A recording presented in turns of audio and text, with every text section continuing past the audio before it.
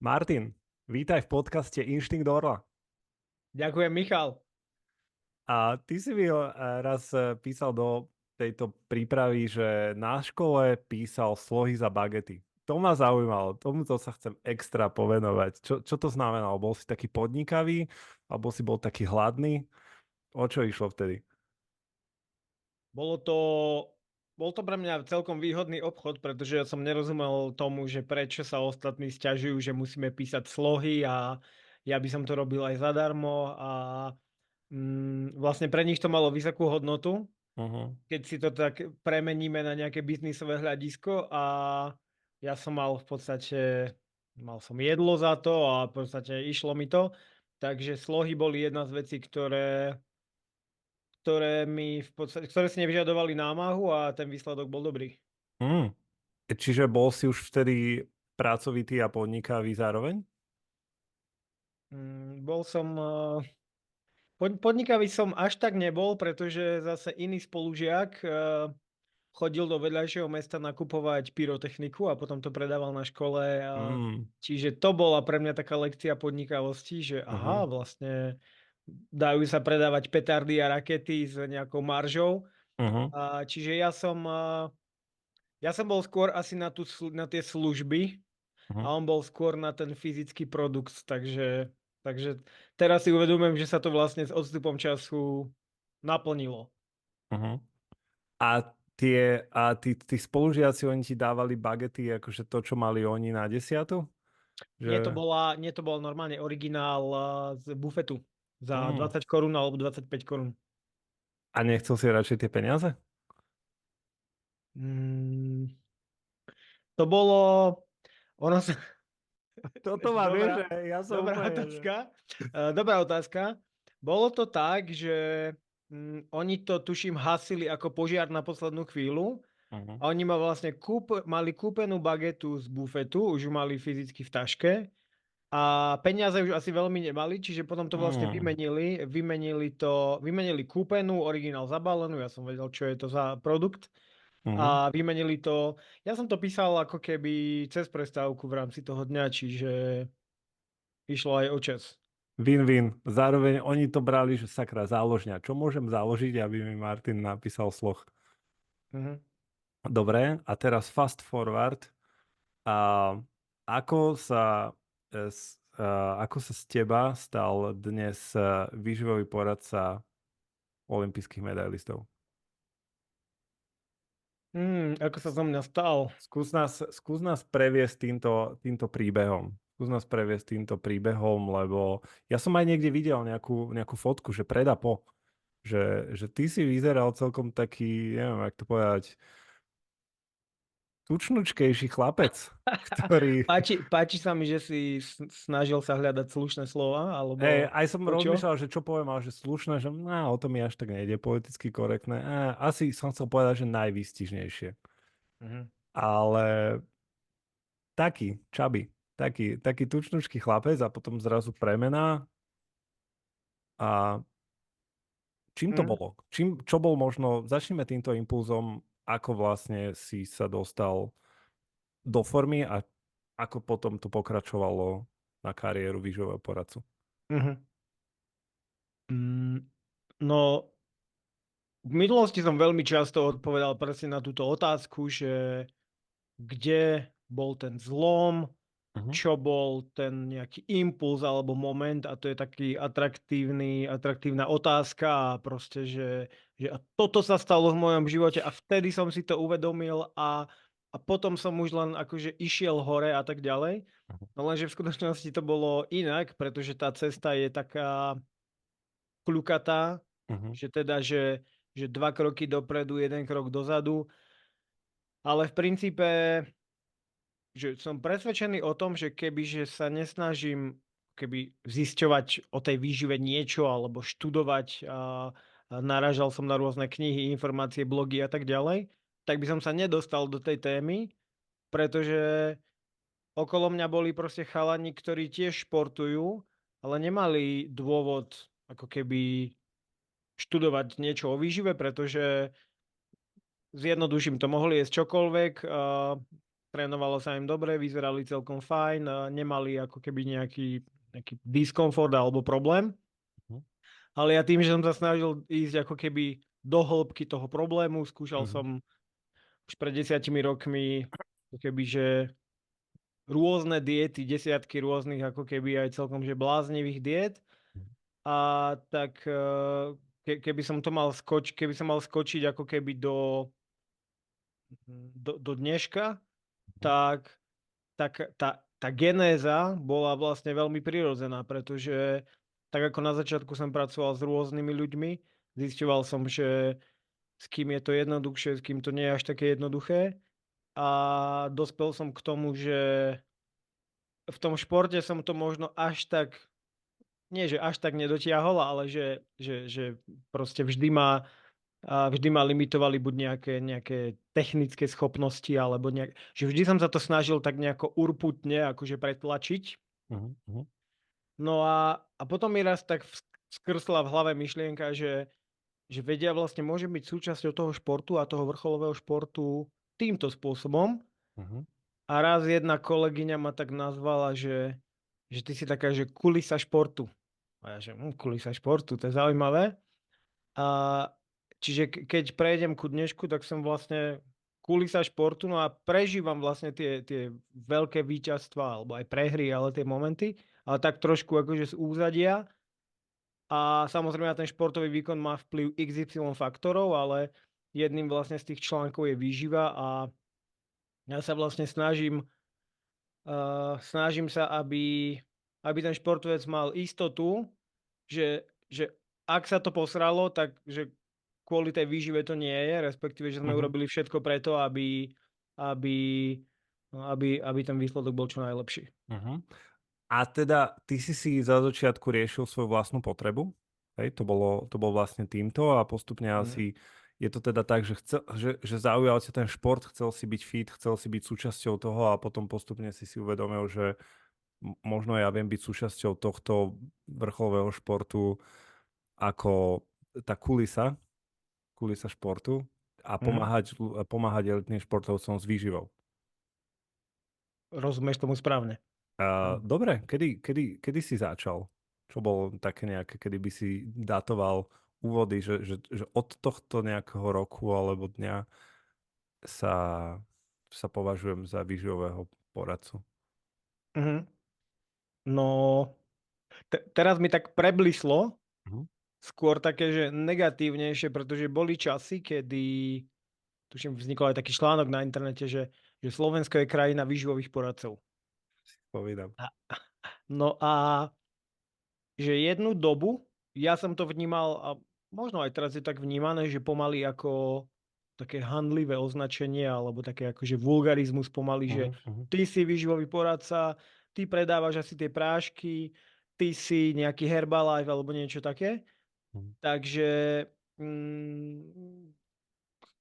to boli možno také, že proste v začiatku ja som sa vďaka mojej negatívnej skúsenosti s MLM marketingom, hej, že napríklad, že proste s Herbalifeom, čo bolo 2013, Mhm. tak som sa snažil veľmi, veľmi rýchlo akože dištancovať od tej nálepky alebo od ako škatulkovania, že aha, ty si ten výživový poradca, no tak ty si ten, čo predávaš tie doplnky a čo na prvom stretnutí Mhm. musíš predať program za 300 eur, ktorého súčasťou je toto, toto, toto, toto. Čiže 2013 boli také, že počiatky.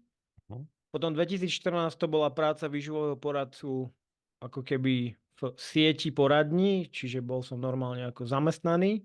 Mhm.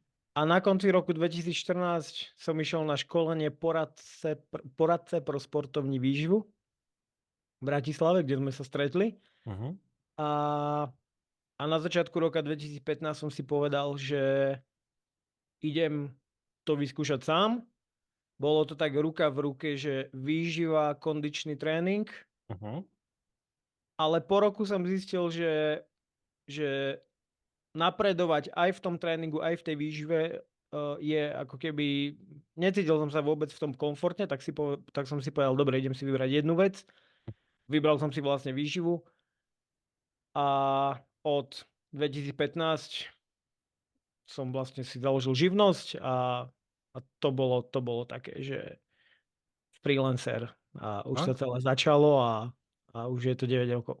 super, pekne. Ale tým pádom ty si v tom začal byť akoby že zamestnaný, aj si zároveň vnímal ten nejaký ten trend, čo si presne pamätám, že, hej, že výživový poradca dneska vie byť každý. Ale zase akože dosť to písali skôr, povedzme, že tí doktori a ľudia proste z praxe, ktorí zase reálne, ty si videl toho doktora, vieš, ktorý vyzeral horšie pomaly ako tvoj klient. Tak si hovoril, že tak teraz akože čo? My sa tu snažíme pomáhať ľuďom byť viacej fit, hej, a že dobre, Mhm. ty tu síce liečiš veci a riadiš sa nejakými tabulkovými vecami a x rokmi štúdia, ale to znamená, že ja im nemám čo ponúknuť. Hej, jednoducho ja sa s nimi, ja im môžem dať mentálny support, aby nejedli chujoviny. A jednoducho to ty ich iba judgeneš, tým povieš, ak jedzte všetko s mierou, čo je vám. Mhm. Ale to som sa i trošku letel.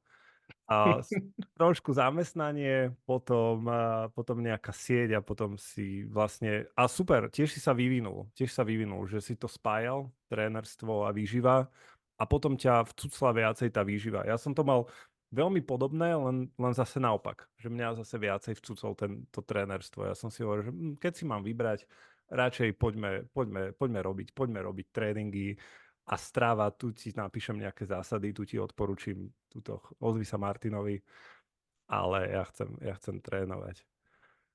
OK. A čo by si povedal, že z tvojej expertízy ľudia nejakým spôsobom potrebujú vedieť a nevedia? Keď to beriem, že z mojej expertízy, alebo že kebyže mám sebe poradiť pred 10 rokmi, alebo Uh-huh. keď mi občas píše niekto, že... ináč veľmi často mi píše niekto, že tá výživa je cool, chcel by som to tiež No. robiť, kde to mám študovať, pomôž mi rozbehnúť sa, alebo Uh-huh. ja neviem, že predstav si, že mám odškolených asi 500 trénerov a výživových poradcov a bolo to školenie v zmysle buď, že poradca pre športu, poradca pre výživu a, a že vlastne mnoho tých ľudí si hovorí, že keď budem mať ten certifikát a budem mať ten papier, tak budem mať to sebavedomie a potom už budem môcť konečne robiť tú prácu naplno Uh-huh. a keď ľuďom ukážem, že mám ten certifikát, takže oni si povedia, že tento človek je super a za takú chybu, a nie že chybu, ale a ja som bol taký, ale že niekto navštíví školenie a potom si odfotí na Facebook, hej, vtedy to bol na Facebook, fotku certifikátu a Áno. pod tým bol popis, že tak, píšte mi, že napíšem vám jedálničky, napíšte mi, kto chce. A že proste že s odstupom času, ešte aj keď teraz to vidím, tak sa proste na to pozerám ako na úplne akože nejakú romantická predstava, že niekto uvidí, že aha, ten človek má papier, čiže on asi mi určite bude vedieť pomôcť, pritom to nie je ako keby o nejakom papieri alebo o nejakej ďalšej kvalifikácii alebo proste ďalšom vzdelaní, ale že za mňa sa napríklad nikdy v živote žiadny klient nespýtal, že akú máš školu, alebo koľko máš certifikátov, alebo že proste koľko máš školení, Súhlas. lebo v skutočnosti, a v skutočnosti to je to možno, na čom sú niekedy ľudia zaseknutí, že prečítam si ešte tam tú knihu, urobím si vlastne ešte také školenie, Mhm. ale to je skôr také ústenie pre nich, že si myslia, že potom budú vedieť lepšie pomôcť druhému človeku, ale nemá to nič spoločné ako keby s ich hodnotou v očiach klienta. Toto je Mhm. taká akože prvá vec. No a druhá vec sú to tie nešťastné jedálničky. Mhm. Že proste... Mm, minule som tiež videl takú reklamu na Instagrame, mal niekto nastavenú, že jedálničky na mieru, a píšte mi správu, alebo proste niečo také zjednodušenie. No a z tých jedálničkov sa stala proste, doslova sa z nich stala taká, že komodita, kde ľudia majú nejakú predstavu asi, ako by to malo vyzerať. Mhm. A keď mám 100 výživových poradcov a každý z nich robí tie jedálničky na mieru, tak automaticky sa dostáva do pozície, že človek sa bude rozhodovať podľa ceny. Pretože toto je jedálniček, kúpim si ho lacnejšie v Kauflande, alebo v Tesku, alebo v Lidli a tak ďalej. Uh-huh. No a ja som to videl na školeniach aplikácie Planet, čo je vlastne software, ktorý zjednodušuje tvorbu výživových plánov, Uh-huh. kde som v podstate v roku 2016 začal spolu s Michalom Páleníkom a aj Barbarou Svieženou ako keby školiť ľudí, Uh-huh. ktorí chcú používať tento software a vlastne zjednodušiť si poradenstvo výživové. No a tam som to proste videl, že môže byť brutálny ako keby jedálniček, brutálne presný, ale ja keď okolo toho nevytvorím ako keby nejakú ďalšie služby, nejaký ďalší servis, tak pre toho človeka to má nulovú hodnotu. A potom môže byť jedálniček napísaný rukou alebo vo Worde, ale keď k tomu dám super interpretáciu, super servis, super podporu, tak aj taký priemerný jedálniček môže vlastne tomu človeku ako keby zmeniť život. Čiže asi taká možno ďalšia chyba, akože keď to beriem, že v mojej expertíze alebo v mojej oblasti je, že proste neponúkať jedálničky, ale vlastne komunikovať tú službu úplne iným spôsobom, pretože ľudia nechcú jedálničky, ľudia chcú,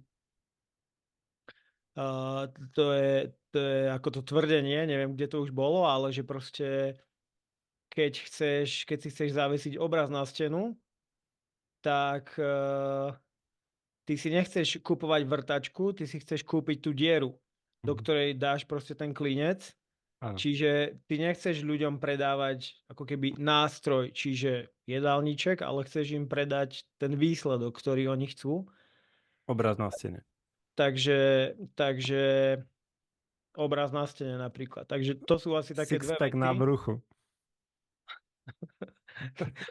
čiže, čiže, čiže dve veci a to je, že možno ako keby nejaké zbieranie kvalifikácie na úkor akcie a na úkor akože zbierania feedbackov v Uh-huh. praxi. Uh-huh.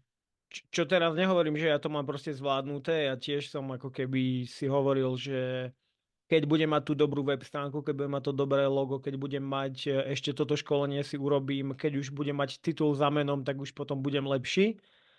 Ale že jednoducho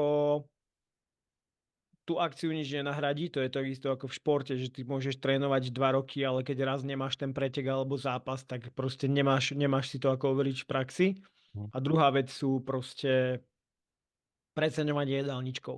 Ja keď budem človeku ponúkať jedálniček, tak automaticky ho dostávam do pozície, že si bude zrovnávať ceny a keď mu raz niekto v minulosti ponúkol jedálniček za 10 eur, tak akú on má motiváciu si kúpiť od teba službu, ktorá stojí viacej, aj keď proste nevie, čo obsahuje. Takže toto sú také veci, keby sme sa bavili, že výživoví poradcovia. Uh-huh. Alebo aj tréneri. Tréneri akože veľmi podobne pri tej komunikácii výživy.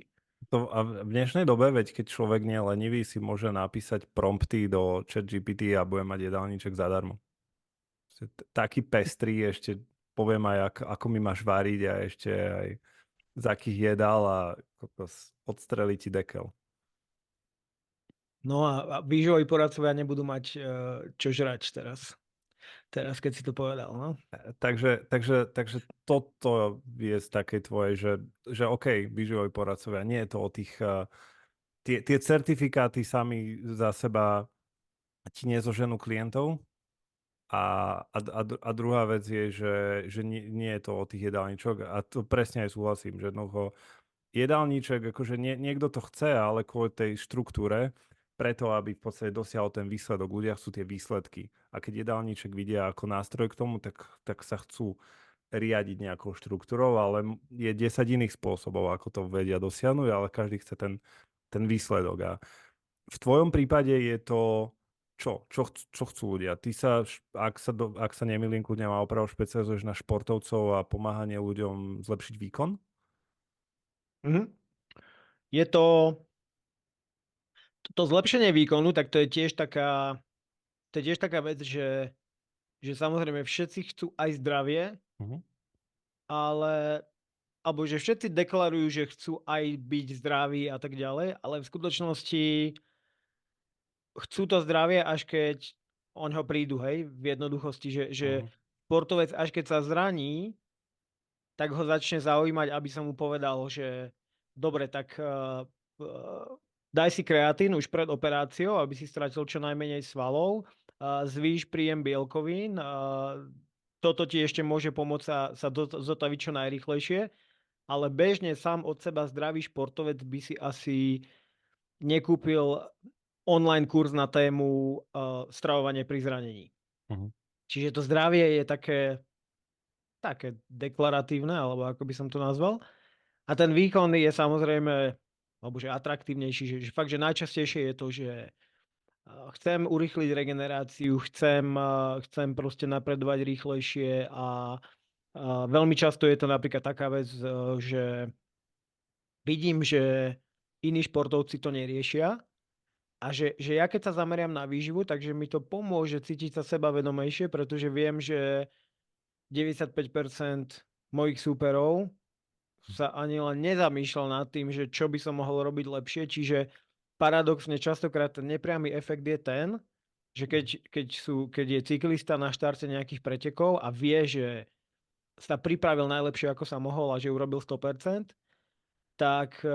takže mu to jednoducho pomôže cítiť Mhm. sa istejšie a podať na tých pretekoch vyšší výkon. Čiže sú to športovci, presne ako si povedal, 95% klientov sú buď profesionálni športovci, alebo takí tí výkonnostní, ktorých to neživí, ale podriadujú vlastne tomu tréningu veľkú časť svojho života. Mhm. Ja to tak nazývam, že taký poloprofesionálny, že presne, že neživí ich to, tým pádom to nie je profesionál. To je asi definícia, že profesionálne sa tým živí. Ale trénuje veľmi, veľmi podobne, dáva to na veľmi vysokú laťku. A, a to zdravie, mne to pripomenulo takú ekonomickú teóriu, že sú určité faktory pre zamestnancov, tzv. Hygienické, ktoré, že nepotrebujem ich mať viacej, ale iba potrebujem, aby tam boli. Hej, to znamená, že keď chýbajú, tak je zle, ale sami o sebe ma nemotivujú. A to môže byť napríklad asi u teba asi aj zdravie, nie? Že tvoji klienti asi nechcú Mm. byť ešte zdravší, oni chcú byť, že asi hlavne, aby som nezomrel, aby som si nepokazil svoje telo, ale čo ma motivuje, je ten výkon. Tie Mhm. umiestnenia, lebo to je v podstate aj toho profesionálneho športovcu to živí. Jednoducho to ovplyvňuje celý jeho život, plus je to vysoký zdroj motivácie. Je to skôr také, že napríklad, že keby som mal video a názov videa by bolo, alebo nejaký náhľadový obrázok by bolo, že ako byť zdravý, tak si myslím, že by si tam kliklo, ja neviem, možno že 20% ľudí, ale keby tam bolo, že ako nebyť chorý, tak proste automaticky človeku je ľúto o niečo prísť, Mhm. samozrejme, že viacej nás mrzí, že niečo stratíme, ako že môžeme vlastne niečo získať. Mhm. Čiže ako nebyť chorý je samozrejme zaujímavé, pretože zabránime výpadkom v tréningoch, nebudeme proste 3 mesiace ležať a ostatní sa budú zlepšovať, my budeme 3 mesiace iba ako keby čakať. Mm. Čiže ako nebyť chorý je taká, že hneď každý No na to jasné. spozornie. Akože ja určite, keď mi povieš, ako byť proste zdravý versus ako neochorieť, tak ja, že kámo, tak jasné, že to druhé ma trápi viacej, lebo to stopne celý tréning. To je pain. Inak ja som videl jednu takú štúdiu, kde sa pýtali vrcholových športovcov a vyšlo tam, že extrémne dosť vysoké percento ľudí, ktorí by boli ochotní za zlatú olympijskú medailu vymeniť, že by, neviem, zomreli do pár rokov potom.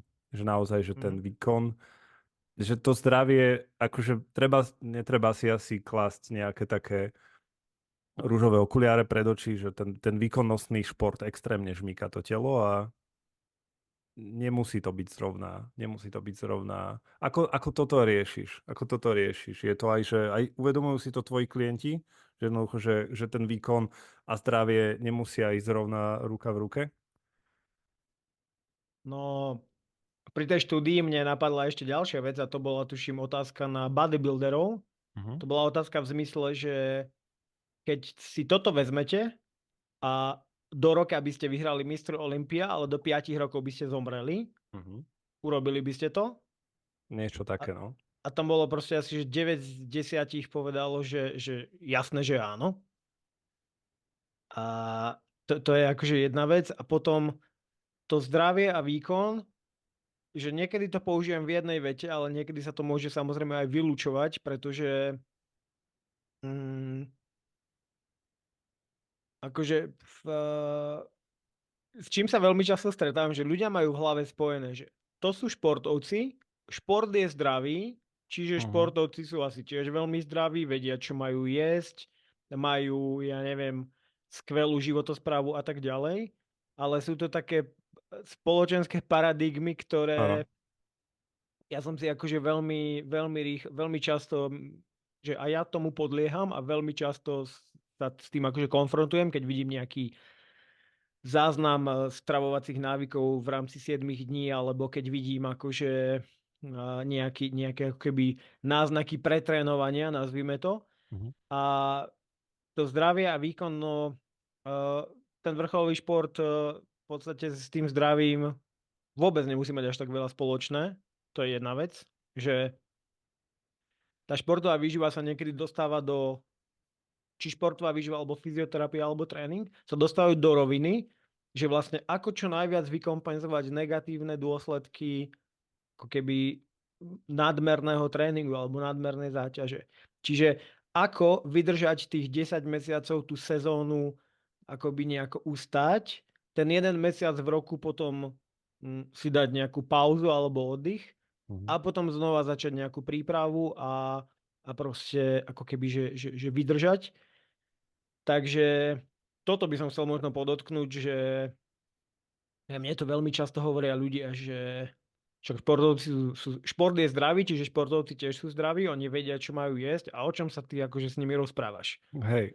No a potom im v podstate ukážem, že teda, že ako to funguje a úplne jednoducho to vysvetlím, že keď si bežný človek a jedávaš na hovno, tak je to menší problém, pretože v podstate ako keby tie nároky tvojho organizmu nie sú až také vysoké. Mhm. Ale keď si vrcholový športovec, trénuješ dvakrát denne Mhm. a jedávaš takisto na hovno, tak ťa to proste dobehne o mnoho skôr a tá ako keby tie nároky toho tréningu sa podpíšu na tvojom tele. Takže to je ten rozdiel. Super. Čiže a tí vrcholoví športovci ako? Majú to upratané? Jedia extra zdravo? Alebo čo je nejaká taká realita, s ktorou sa ty stretávaš? Aha. Realita je to, že máme vlastne že taká nejaká Gaussová krivka, alebo Mhm. dúfam, že to použijem ako keby dobre túto analógiu, ale Mhm. že máme jednu časť športovcov, ktorí sú také dva extrémy. Buď sa to nerieši, že vôbec, že Mhm. tak, ako to bolo v minulosti, hej, že nejaký tréner, ako keby, že nechcem hovoriť o nikom konkrétnom, ale taký proste prototyp staršieho trénera, s ktorým si zavolám a proste mňa ten športovec osloví, ale ja komunikujem samozrejme aj s jeho trénerom, realizačným tímom a tak ďalej. No a keď mi nejaký starší tréner povie, že my sme to robili takto a ja som vychoval takých šampiónov a prečo by sme to teraz mali meniť. Mhm. Či jeden extrém je, že prečo by sme niečo mali meniť, keď 30 rokov to takto fungovalo. Čiže taká ako keby apatia alebo proste ľahostajnosť, že na čo? A potom je druhý extrém, mm, že pripisovať tej výžive až príliš veľký význam Mhm. a kde to hraničí už potom zase, že s poruchami príjmu potravy.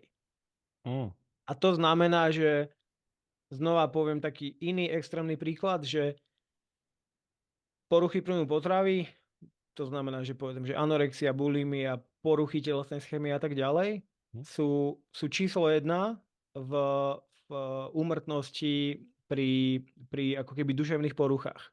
Čiže keď sa bavíme, že duševné poruchy, tak v podstate, že ten nezdravý vzťah s jedlom má na starosti aj veľa ako keby, že ukončených životov a častejšie sa to možno spája ako keby so ženským športom alebo ťažiskovo s takými estetickými disciplínami, ako je gymnastika alebo krasokorčulovanie, že musíš vyzerať super, ale zároveň musíš byť silná a tak ďalej. Hm. Ale mal som samozrejme aj prípady, napríklad, že hokejista, kde by to človek až tak nečakal, ktorý v podstate sa do takej miery snažil kontrolovať svoju stravu, že v podstate študoval, trávil veľmi veľa času študovaním etikiet, ako keby potravín, nezjedol nič, o čom by nevedel, že čo presne to obsahuje, študoval si každú jednu tabuľku v šatni, išli po zápase na jedlo a on tam proste nešiel, pretože nemal ako keby nad tým kontrolu. Čiže ako keby opačný protipol, hej, že riešim to až príliš, izoluje ma to sociálne a tak ďalej. Čiže sú jedni športovci, potom sú zase druhí športovci a medzi nimi je tá menšia časť, ktorí v podstate možno, že majú to tak ako keby nejak, že nemajú dôvod napríklad vyhľadať mňa alebo meniť to.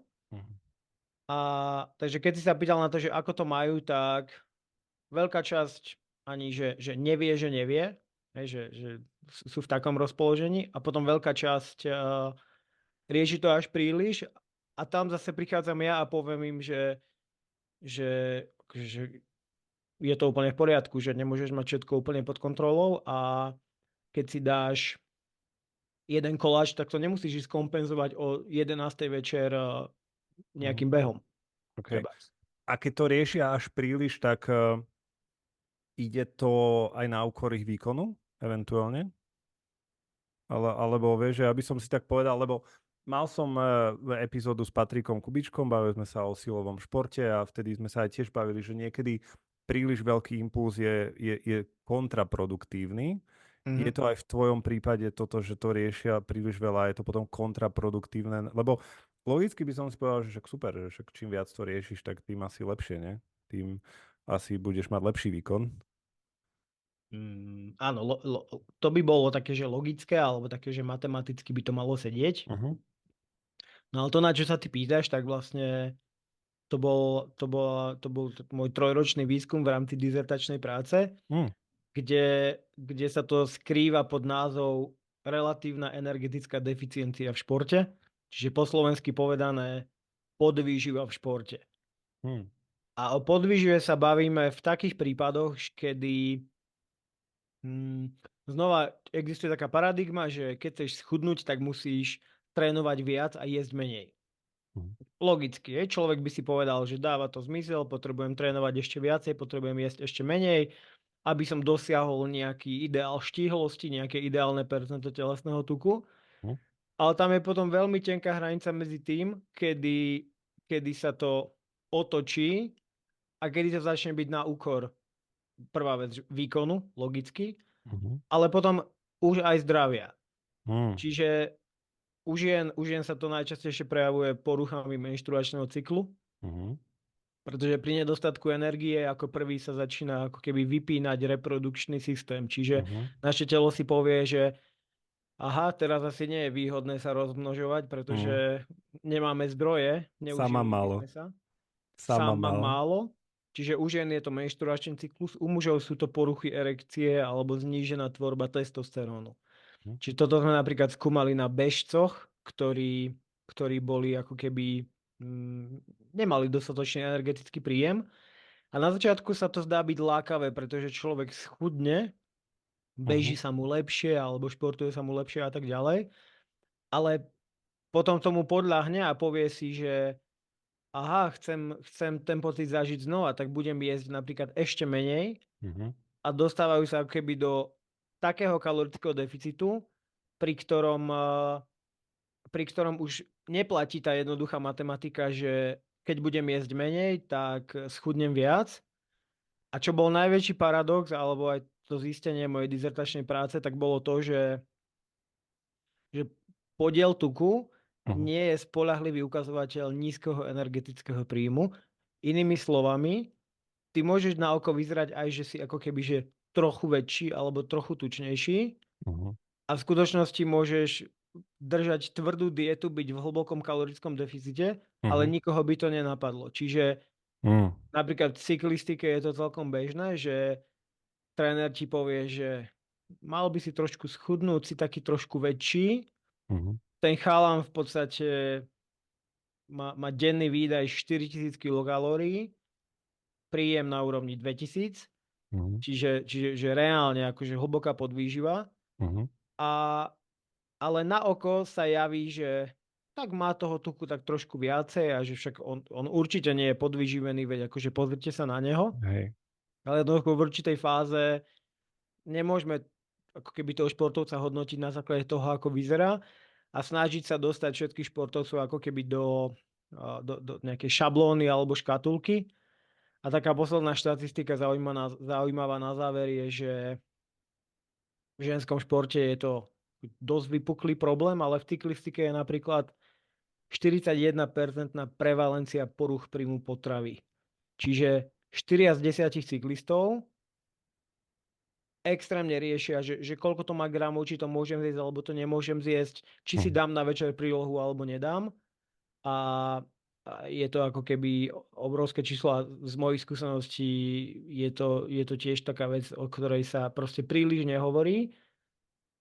A aby som to zakončil alebo zaobalil, že to je tá vec, kde výkon naráža na to zdravie. Mhm.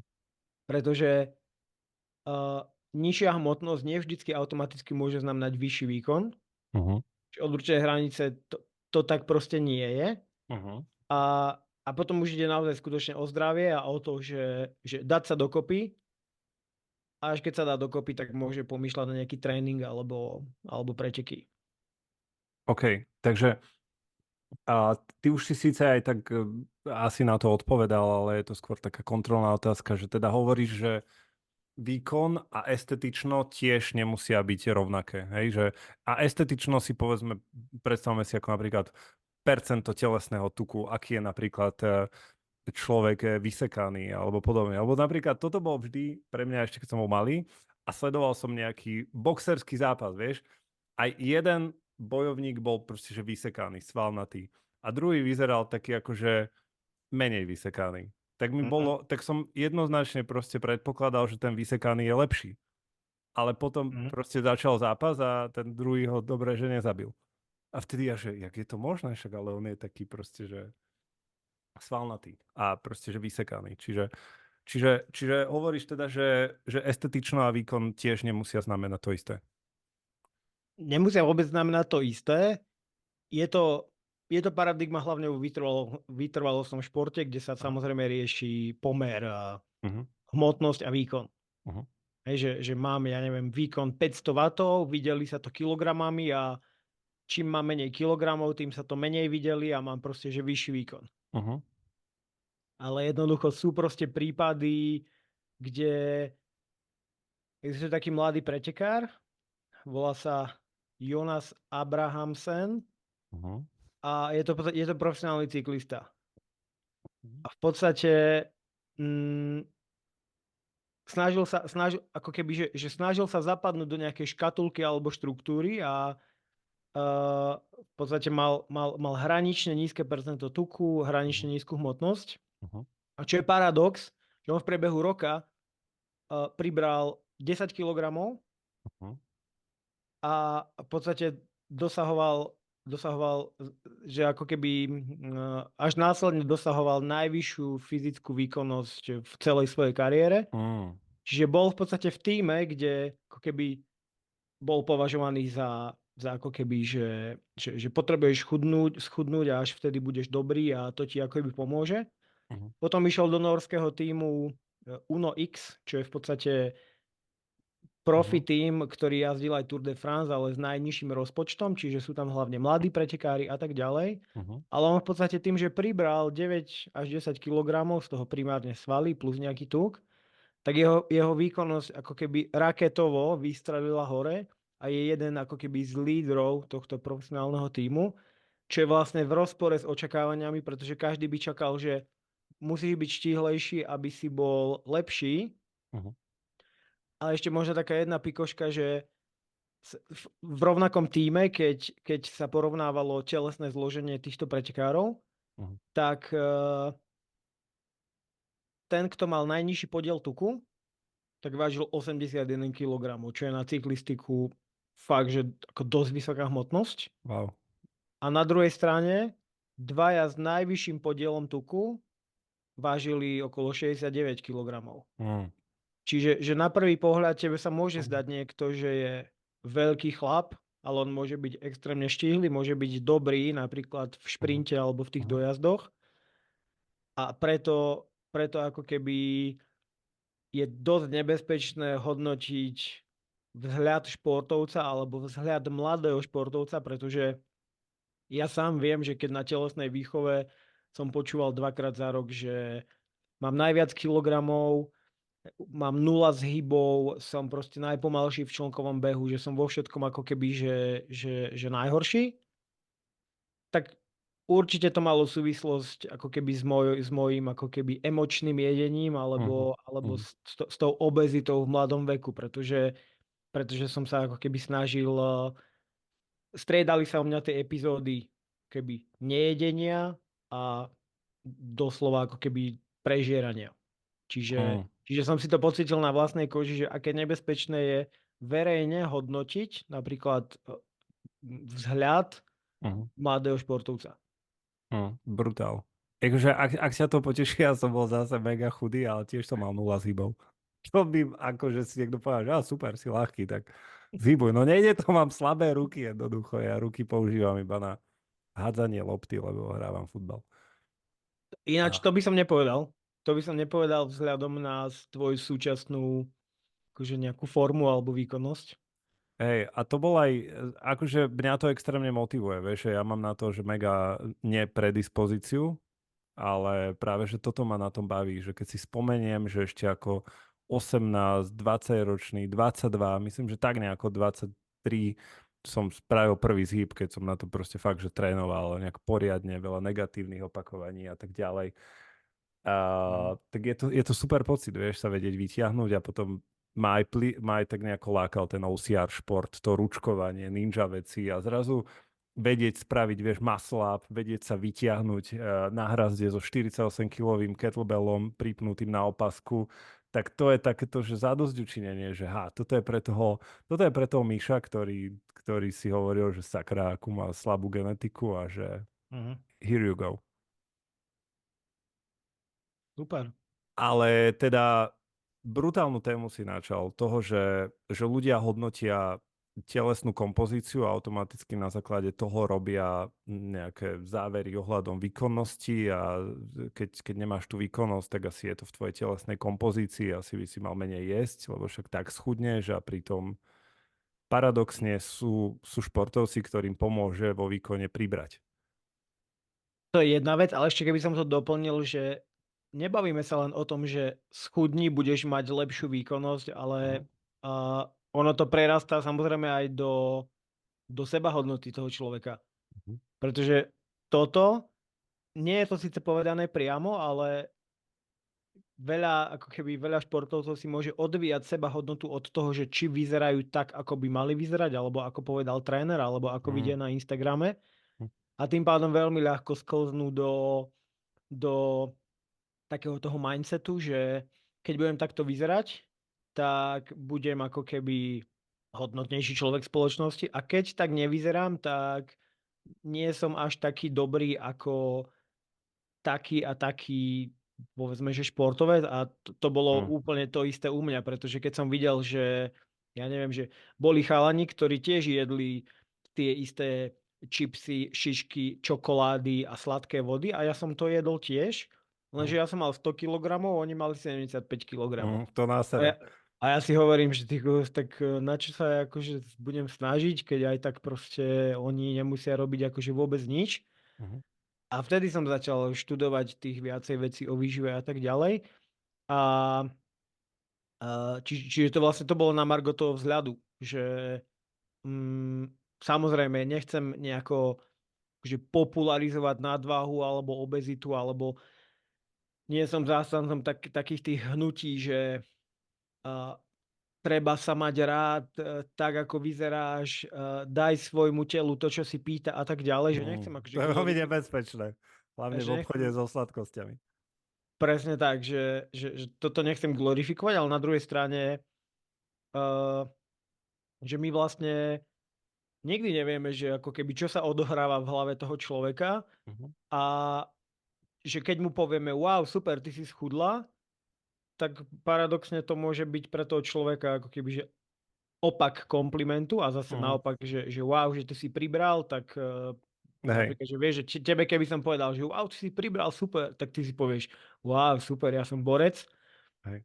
ale pre mňa by to bolo v minulosti ako keby, že by mi to spôsobilo úzkosť. Mhm. Takže toto je zaujímavé. To je zaujímavé, lebo dvom ľuďom môžeš povedať, že pribral a jeden je, že díky brácho, však sa o to snažím. A druhý je taký, že druhý práve, že z toho môže byť down. Čiže aký máme obraz o tom ideále, extrémne toto ovplyvňuje a ovplyvňuje to aj ten výkon. Zase nepoďme sa hrať na to, že okrem toho výkonu tam nič nie, veď sme ľudia, máme životy presne, keď sa to potom prenáša do toho, že žena nemá cyklus v poriadku a muž nemá erekciu, tak to asi je také Pyrrhovo víťazstvo, by som to nazval. Víťazstvo za cenu veľkých strát. No A jasne, v mojom akože to, prípade by to za to absolútne nestalo a tak. hm. Ako ono v športe, vieš, u mladých športovkyň je to proste, že vieš, že Hm, oni to berú niekedy ako praktickú vec, že tak nemávam krámy, je to v pohode a aspoň ma to proste nevyrušuje a že hm, keď skončím kariéru, tak veď potom to príde, ale že hm, teraz, že to je vlastne také užitočné. hm, Čiže, čiže len tak akože taká akože halus, pikoška. hm. A tak no, je to tak, no. Treba asi vychádzať hlavne z toho pochopenia toho športovca. Čo ešte také riešia s tebou športovci najčastejšie? Lebo toto by mi nikdy nenapadlo, že vlastne, že veď športovec je podvýživený. Mhm. Vlastne, že však kámo, čo je, jak podvýživený. Ale to je vlastne aj odkedy sa o tom nejako bavíme, aj sledujem nejako tvoj výskum, aj témy, ku ktorým sa vyjadruješ, tak si to uvedomujem a ja to poznám aj na sebe. Hej, keď chceš jednoducho behať, keď chceš behať v kopcoch 20 kilometrov denne a nedáš tomu telu dostatok paliva, tak čo čakáš? Ono je to, čo najčastejšie riešia, je to, mm, že máme, že ako keby nevedia vnímať kontext tých informácií, ku ktorým sa dostanú. Mhm. Že poviem príklad, máme nejaký No. ženský časopis, Nový čas pre ženy, alebo Baječná žena, alebo Život, alebo niečo. A tam je napísané, že ja neviem, prestaňte jesť sacharidy na večer, nejedzte prílohy, je tam nejaká dieta a tak ďalej. Lenže keď si to prečíta športovkyňa, ktorá trénuje dvakrát denne, Hm. tak ona ako keby si neuvedomí, že toto je mimo jej kontext, začne to ako keby nasledovať. Často, často sa mi stáva, že napríklad aj tí tréneri v dobrom pošlu svojej zverenkyni takýto nejaký Mm. generický jedálniček, že No, tomu ver. o mesiac máš majstrovstva Európy, poďme vyskúšať takúto vec, možno by ti to mohlo pomôcť. Mhm. A čiže tam ako keby chýba ten kontext, je tam najčastejšie demonizácia konkrétnych potravinových skupín alebo konkrétnych potravín. To znamená, že nie je pečivo, nie je z rýžu, cestoviny, zemiaky, ovocie môžeš jesť iba do obeda a takéto proste také vyslovene, že vtipy, že ako keby, že mne nad tým zastáva rozum, že či v roku 2024 stále je toto možné, ale ako keby je. Čiže to je ako keby jedna vec, že neopodstatnená obava z konzumácie ako keby väčšieho množstva jedla, ktoré by v skutočnosti pomohlo, ale je to brané ako strašiak. No a potom často je to paradoxne to, že ja neviem, že toho človeka, uh, že sa na niečom popáli, alebo že mu začne niečo vadiť už do takej miery, že si to nemôže dovoliť ignorovať. Že proste dospeje do štádia, že dobre, 29 rokov som to neriešil, teraz to už musím riešiť, pretože mi to vadí, Mhm. že ma vypína počas tréningu, že nie som schopný absolvovať celý tréning do konca, že mi býva zle počas behu, alebo jednoducho, že, že bral som to ako hobby alebo ako zábavku, ale už som v nejakom zahraničnom klube a už proste vidím, že ak sa chcem týmto športom živiť a presadiť sa aj v zahraničí, takže že nemôžem jesť intuitívne a podľa toho, čo si moje telo pýta. Je to taká veta, hej, že moje telo si pýta párky na raňajky, tak ja dám svojmu telu to, čo si pýta. Mhm. Ale akože tak to nefunguje, pretože ďalší taký výkričník, čo by som povedal, je, že lifestyleové magazíny ti povedia, pí, keď si smedný, jedz, keď si hladný. Jedz intuitívne a tak ďalej. Lenže ja keď som raz športovec, ktorý to myslí vážne, Mhm. tak sa nemôže spoliehať na pocity smedu, pretože Mhm. vtedy je už neskoro. Mhm. Nemôžem sa počas tréningu spoliehať na pocity hladu, pretože vtedy je už extrémne neskoro. A Čiže určite asi tomu telu nedám to, čo si pýta, idem na bicykli, idem okolo hotdogového stánku a sorry, akože mám tu tie gely nachystané, ale telo si pýta ten hotdog. Tak by si sa asi pogrcal. napríklad, Super, poďme trošku premostiť. Ty si spomenul nejaké tie bulvárne časopisy, kde sa všelijaké dajú názory nájsť, ale ty sa tiež občas objavíš na Markíze alebo v denníku N. Prečo si ťa tam volajú a čo sú asi také veci, ktoré tam ty hovoríš?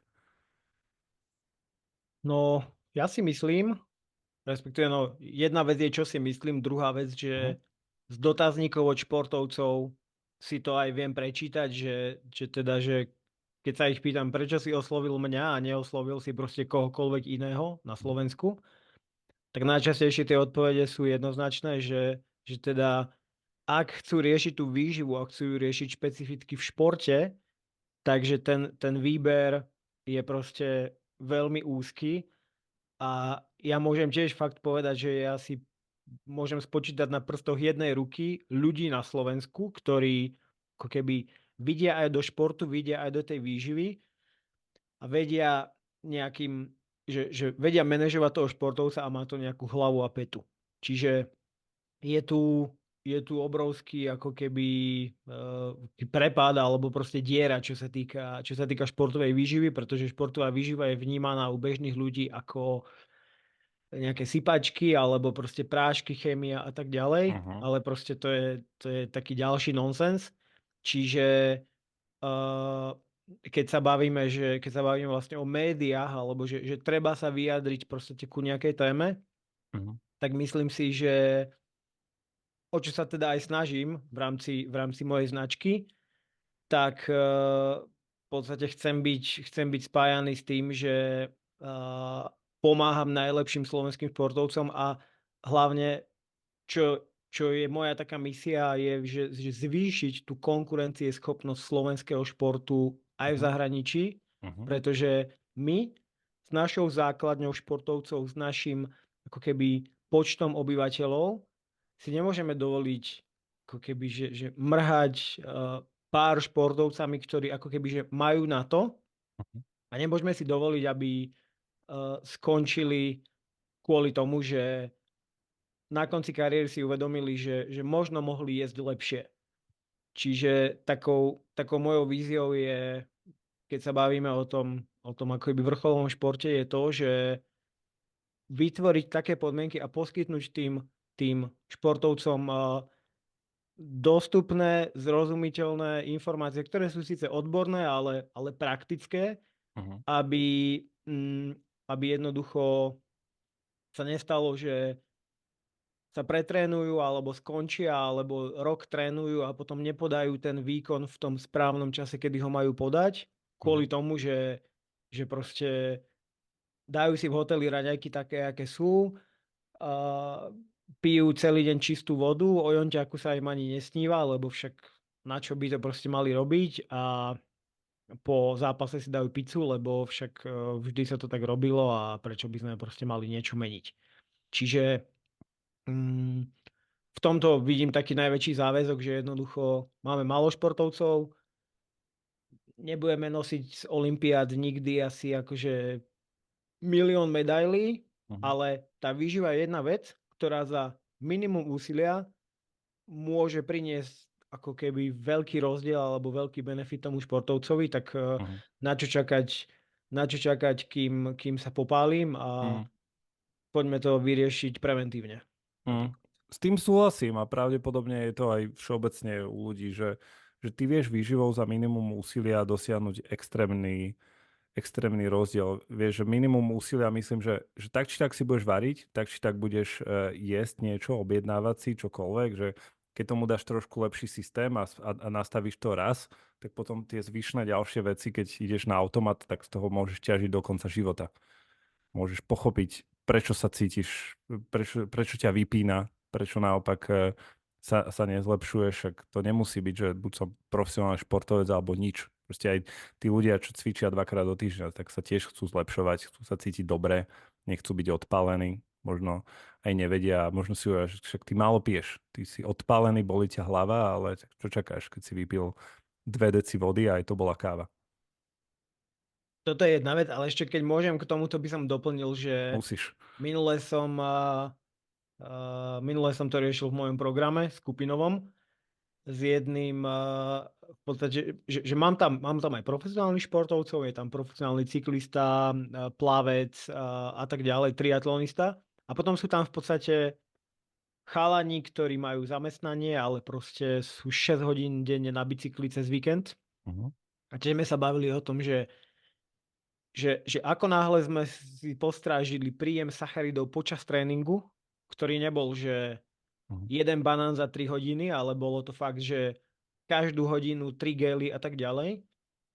Takže pre toho profíka tie benefity pre výkon sú jednoznačné, ale pre človeka, ktorý má prácu a Mhm. potrebuje fungovať aj mimo tréningu, potrebuje mať rodinný život, v práci nejako proste fungovať, Mhm. tak ten benefit je úplne jednoznačný, pretože aj po ťažkom tréningu alebo napriek ťažkému tréningu po zvyšok dňa sa dokáže sústrediť, nemusí si ísť proste ľahnúť, necíti sa ako zbitý pes, Mhm. čiže to je proste taký ten mm, u, u neprofesionálneho športovca vždycky ten limitujúci faktor bude proste ako keby ten sociálny faktor, že musí robiť aj niečo iné, Mhm. musí proste, nie že musí, venuje sa práci, venuje sa rodine a tak ďalej.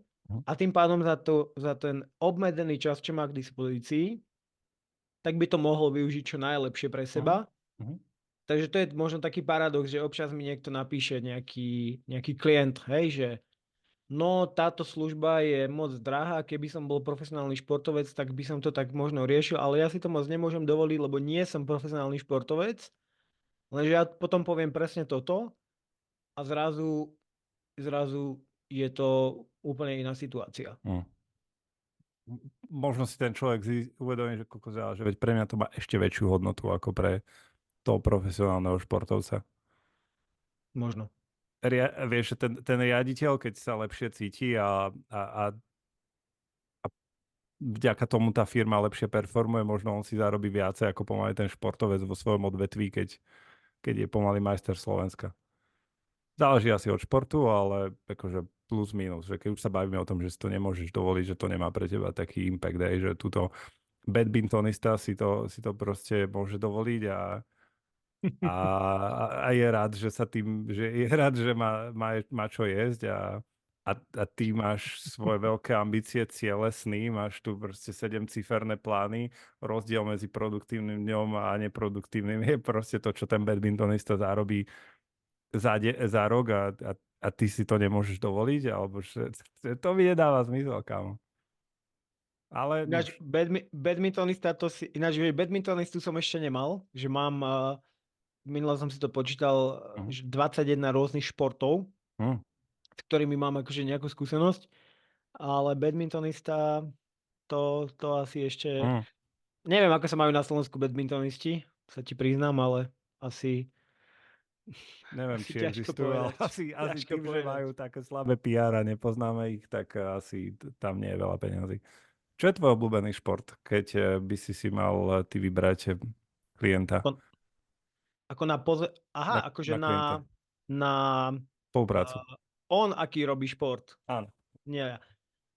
Tak určite na prvom mieste je to, že vytrvalosť alebo vytrvalec, Aha.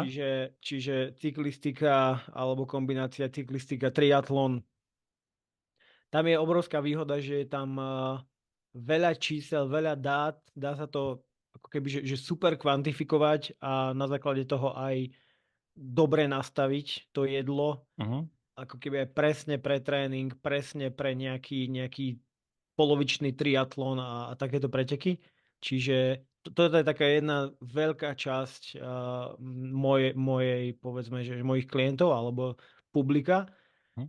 No a druhá časť sú profesionálni športovci, ktorí to v podstate berú do veľkej miery ako akoby investíciu, ktorá im pomôže možno, možno mať tú kariéru dlhšiu, respektíve dostať sa do lepšieho klubu a tak ďalej. Že nie je to jednoducho ako nejaký voľnočasový výdavok, ale je to v tej ako keby tvrdej ekonomike toho akoby trhu, napríklad čo sa týka hráčov futbalových, Uh-huh. kde je v podstate je tam veľa peňazí, ale je tam v podstate aj obrovská konkurencia. Tak konkrétne pri tom futbale je každý jeden detail navyše dokáže ako keby v konečnom dôsledku robiť veľký rozdiel, že ja neviem, ale napríklad zoberme si to na hokejistoch. Že keď sa bavíme, napríklad keď kedysi možno Šimon Nemec ešte nebol taký známy ako teraz, Uh-huh.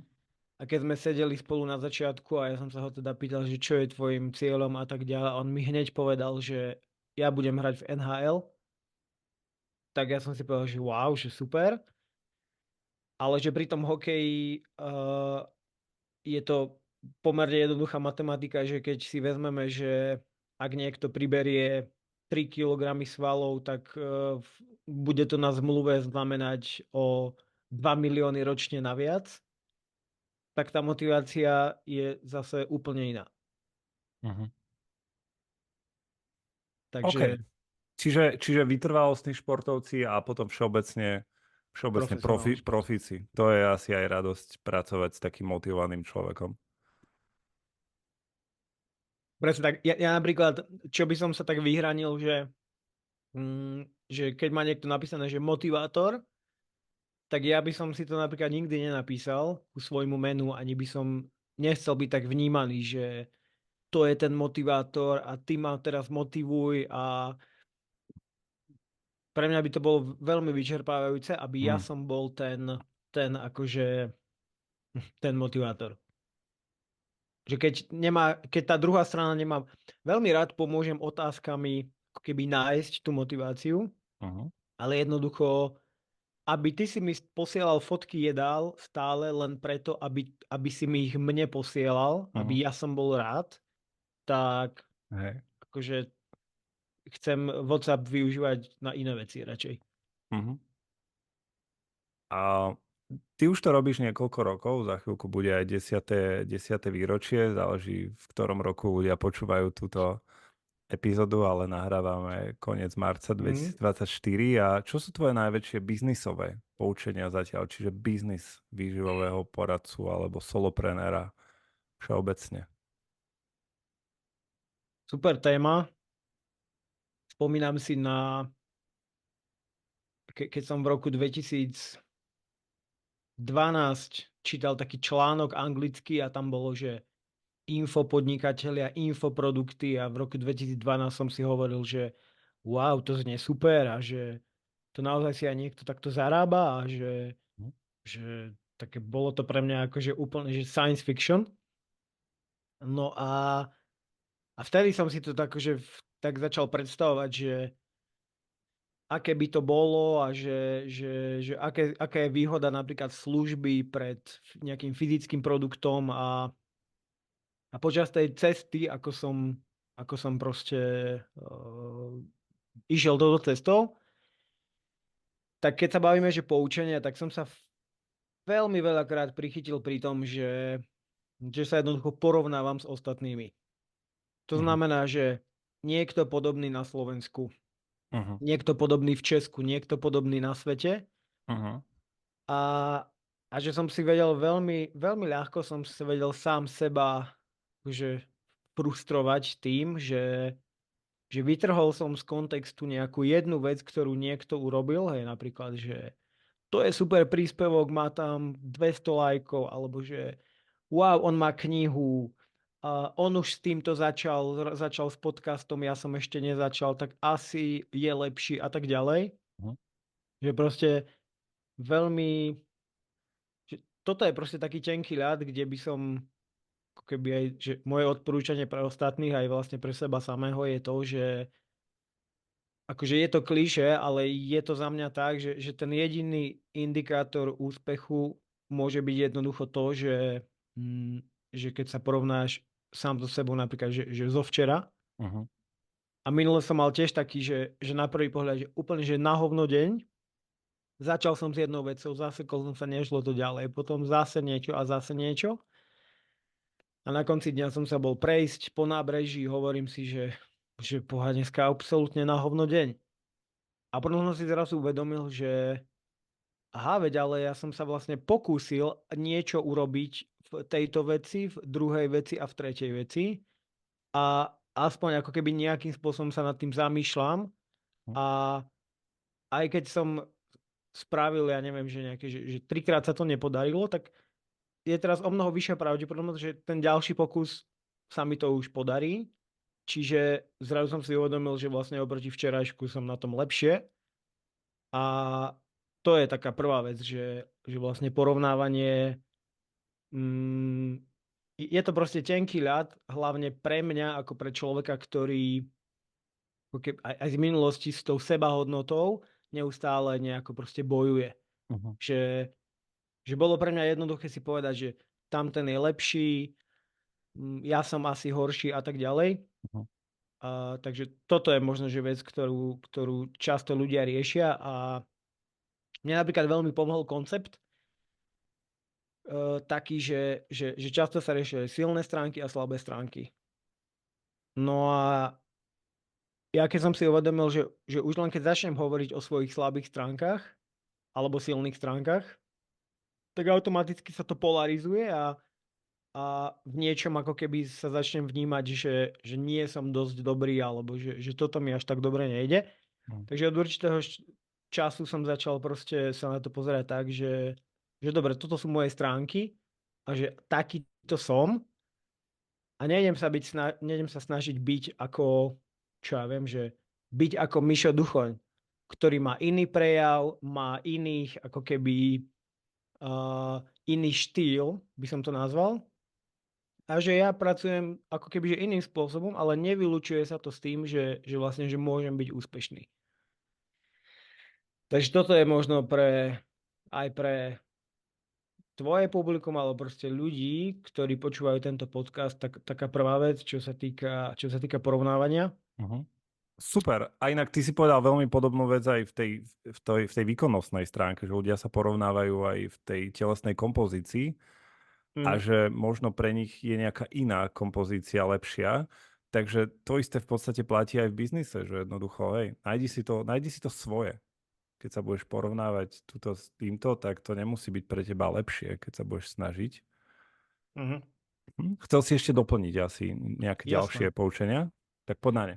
Ďalšia vec je, mm, že za mňa extrémne závisí, že prostredie okolo nás, v zmysle, že môže sa stať, že niekomu povieme o našich cieľoch alebo ambíciách, že povieme niekomu, že ja chcem zarobiť 5 000 mesačne Mhm. a je veľmi ľahké spadnúť do toho, že niekto ti povie, že ty si nenažraný a ty si proste vysmeje ťa a niečo také. A že keď je niekto kebyže freelancer alebo konzultant alebo solopreneur, ako keby, že nejaký vyšší level toho, tak môže sa veľmi ľahko cítiť osamelo v tom, že si prípada divný a že vlastne to ani nie je normálne, a lebo má okolo seba ľudí v podstate, ktorí mu nerozumejú, ktorí ho Mhm. nechápu. Čiže mne veľmi dlho chýbalo v podstate niečo ako v tomto podobní ľudia, respektíve komunita, alebo proste priestor, kde môžem povedať, že ako keby, že pochváliť sa s nejakou vecou, alebo oceniť sa za niečo. Mhm.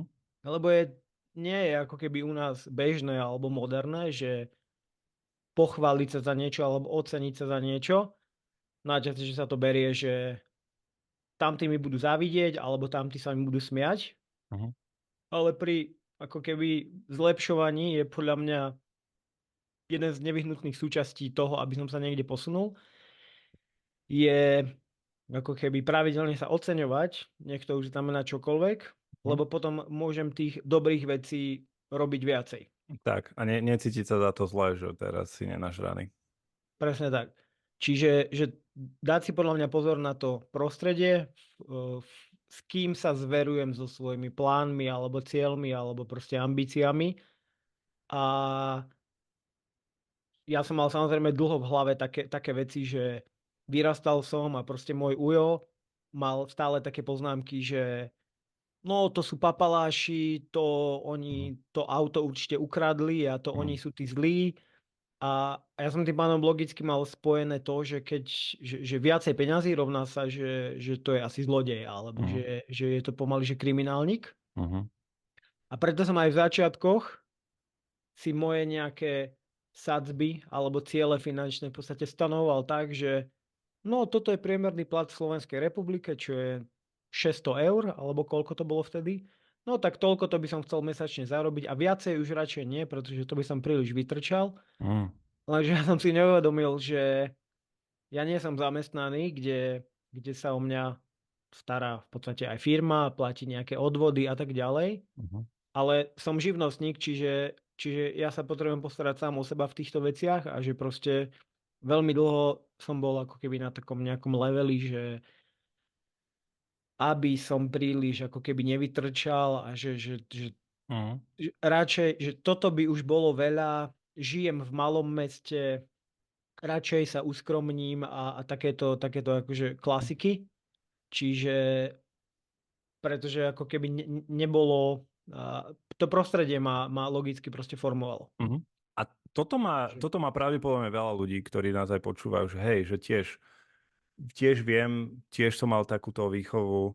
Čo tebe v tomto, čo tebe v tomto pomohlo? Lebo tak ako ťa vnímam dnes, tak už to berieš oveľa modernejšie, oveľa progresívnejšie a pozeráš sa na to, že však mm, doručujem hodnotu, chcem zarábať, chcem potom mať viacej hodnoty, akoby taká tá mentalita tej hojnosti a nie toho nedostatku, že keď ja budem mať viacej, tak niekto iný mhm. strátil automaticky. Čo ti v tomto pomohlo? Tak v podstate boli to už raz ináč, keď sme išli na FIBO, čo si ty budeš asi pamätať, že je taký fitness festival v Kolíne a tam vtedy šiel s nami aj Radioaktiv, Rado Uh-huh. Gergel. Uh-huh. Tak to mi ináč teraz napadlo, že to bol vtedy taký asi prvý záblesk, sme sa niečo bavili, že ceny a služby a tak ďalej. A, a tam sme mali v aute také uvedomenie, že kto iný by mal ako keby zarábať tie peniaze, keď nie my, ktorí sa snažíme ako keby, že pomôcť druhým ľuďom alebo že zlepšovať ich zdravie. Že je to že veľmi pravde, že často ľudia sa na to často tak pozerajú, že on má drahé služby preto, aby si potom mohol kúpiť 4 autá, ktoré bude ukazovať, aby ostatní ho obdivovali a tak ďalej.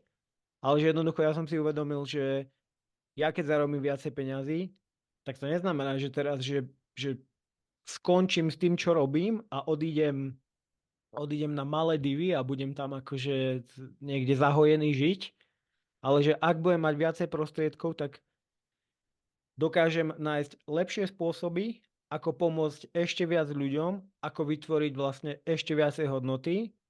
A že to bola vlastne tá zmena v tom myslení, že ja som sa ako keby bál, teraz to poviem úplne zjednodušene, bál som sa zvýšiť svoje ceny, pretože som si myslel, že ostatní budú ukazovať prstom na mňa, že no a jemu to nestačí a on chce si, ja neviem, že kupovať nejaké veci a tak ďalej. Lenže teraz jednoducho viem, že mám nejakú konkrétnu keby hranicu finančnú, pri ktorej, pri ktorej mi to dáva zmysel. A ako keby ušetriť niekomu jeho čas, jeho energiu, pretože som 10 rokov do toho investoval čas, peniaze a veľmi veľa energie, ktoré ja mu vlastne týmto môžem ušetriť. A na druhej strane tým ako keby vyšším príjmom, čo je pre každého relatívne, tak si viem vytvoriť priestor na to, aby som vytváral obsah, ktorý je dostupný zadarmo pre kohokoľvek a tým pádom môžem akože pozitívne ovplyvňovať jeho život. Čiže že keby som ja nemal priestor na obsah na Instagrame, videá na Instagrame, vlastný podcast, kde mám dosah na XY športovcov, tak jednoducho, že nedávalo to by to zmysel. Čiže snažím sa vlastne paradoxne tým, že ako keby chcem dosiahnuť určitý príjem, vytvoriť priestor na to, aby som pomohol čo najviac športovcom, aj keď logicky len trochu, ale že jednoducho radšej pomôžem 10 000 športovcom trochu, ako keby som mal pomôcť 20 a byť proste zasekaný v nejakých jednorazových konzultáciách a podobných veciach. Super. A ty si aj spomenul svoj podcast, to len by som chcel ľuďom pripomenúť. Jedz ako profík. Ako vznikol ten názov a je to asi pravdepodobne tiež nejaká určitá tvoja snaha pomôcť viacej ľuďom. Alebo? Jedz ako profík je aj ilustrácia možno toho, o čom sme sa bavili, že my máme predstavu, že keď je niekto profesionálny športovec, tak že to má všetko super, ale že paradoxne častokrát nie. A na druhej strane ja nemusím byť profesionálny športovec, aby som sa stravoval ako on. Respektíve, že aj v rámci nejakého akoby mindsetu, keď sa chcem niekde dostať ako športovec a snívam o tom, že raz budem v takom klube alebo vyhrám také preteky, tak už teraz sa môžem správať ako ten víťaz toho triatlonu alebo ako ten, čo hrá v Českej lige, Nemeckej lige, Anglickej lige.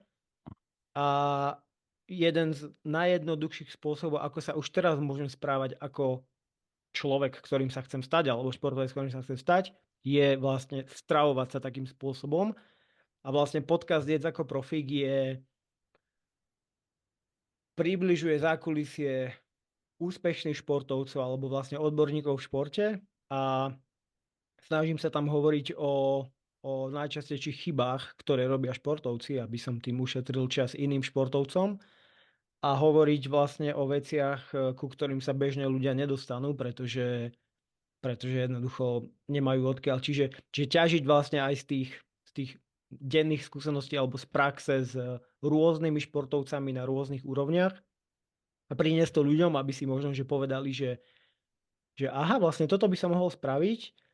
Je to celkom prekvapivo jednoduché a môže mi to pomôcť a vlastne nemusí ma to vôbec nič stáť, pretože zaplatí to niekto iný a tým sa už znova bavíme o tom, že jednoducho snažím sa si ako keby strážiť ten čas a priestor na to, aby som mohol vzdelávať ľudí zadarmo a vytvárať hodnotu zadarmo a vlastne dostupnú pre čo najviac športovcov. Super. A to sa mi na tebe veľmi páči, aj tvoje ciele pomôcť 10 000 športovcom radšej ako pár. Aké sú tam nejaké ďalšie sny a ašpirácie, ktoré máš do budúcna? No určite to je, že kniha, to si spomínam, na to som sa sústredil, aj keď sme sa bavili vlastne o tejto príprave. Čiže nemyslím si, že to je len v takom zmysle, že nejakom ego kniha, že napíšem knihu, aby som mohol povedať, že mám knihu a budem sa akože na to odkazovať. Ako to máš ty?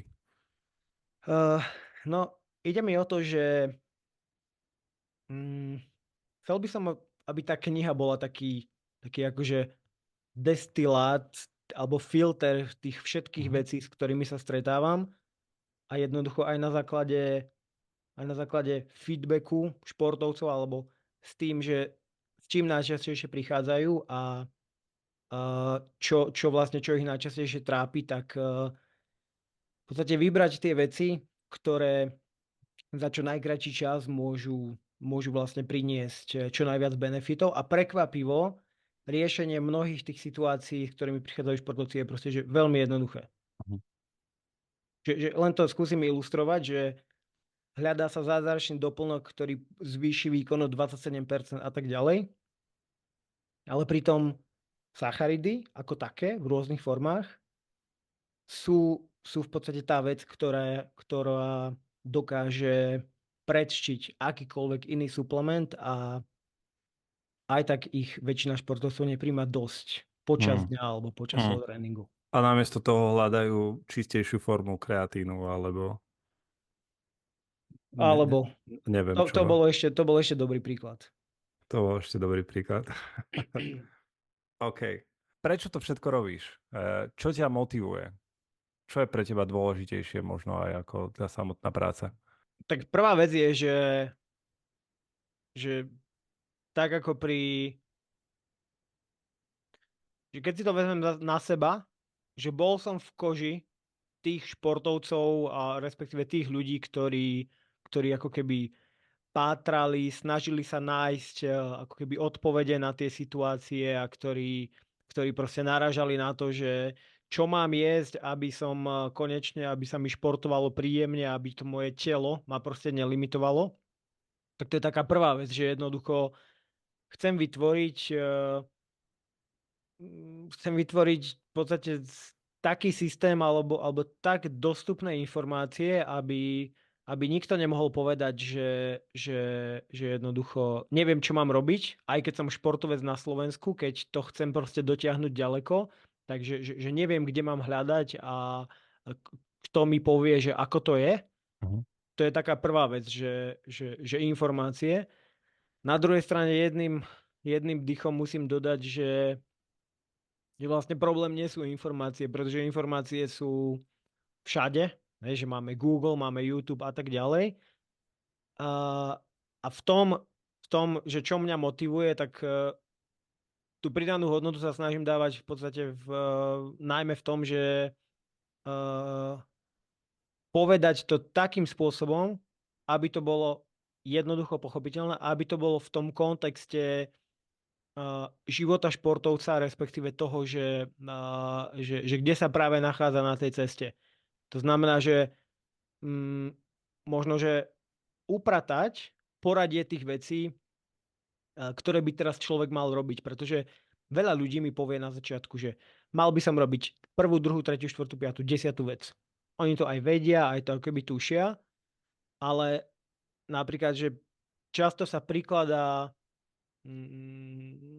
všetkým informáciám rovnaká váha, že Mhm. týchto 10 vecí je rovnako dôležitých. Mhm. No a moja ako keby práca alebo tá hodnota spočíva v tom, že povedať, že dobre, s týmto keď začneš, tak ťa to posunie na začiatok oveľa rýchlejšie a na touto vetou sa vôbec nemusíš trápiť, nie je to vôbec podstatné, či si dáš hnedý cukor alebo či dáš biely cukor. A čiže že jednoducho urobiť v tom taký nejaký harmonogram, postupnosť alebo jasnosť, Mhm.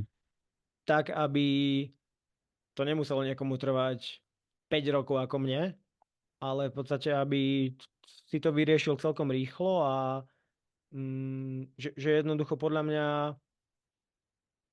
nie je normálne neustále premýšľať nad stravovaním a výživou, Mhm. ale čo sa ja snažím docieliť je, že aby za relatívne krátky čas ten športovec už vôbec nad tým nemusel premýšľať a Mhm. presne vedel, že keď je na pretek, dobre, na raňajky toto, počas preteku toto, do fľaše si mám dať toto, vybavené a môžem sa sústrediť na lepšie veci ako že čo mám jesť. Super. To si podľa mňa veľmi pekne Takže, povedal. takže Dobre, táto vec. ja ti v tom budem držať palce a som rád, že si našiel čas na tento rozhovor. Je niečo ešte na záver, čo by si chcel spomenúť čokoľvek z vecí, ktoré robíš, alebo možno témy, ktoré sme dneska preberali a ešte ti niečo napadlo, že sakra, tam som mal ešte niečo dodať, ale už sme na inej otázke. Mhm. Čokoľvek, Som rád, že si mi nepoložil otázku, že čo by si dal na billboard. chcel by si niečo odkázať, alebo že keby si mal možnosť povedať niečo, čo sa dozvie celé Slovensko, čo by to bolo? A, a vtedy by mi už stekal pot po čele. Hej, No, mal hej, by som teraz povedať, menší stres, bude to počúvať pár sto ľudí a v rámci kontextu tohto rozhovoru, predstav si, že sa bavíme iba my chápem. dvaja, je niečo, na čo si zabudol?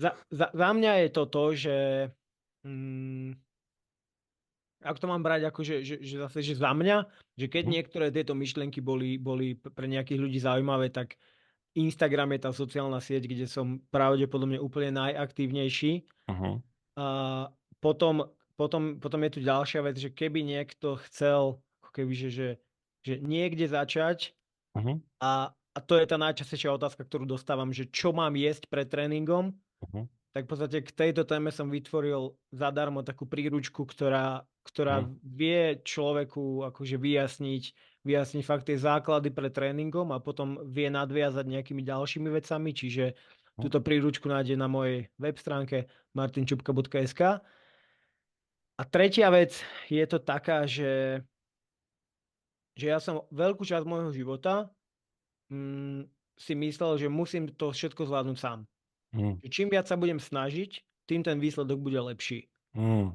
No lenže potom som pochopil, že keď je niekto ďalší, kto tú cestu už prešiel, kto pozná tie kroky, tak ja by som mohol bol veľmi inteligentný, čo dúfam, že považujem sa za celkom inteligentného človeka, ale nezistil by som tie kroky, takže prečo neosloviť niekoho takého?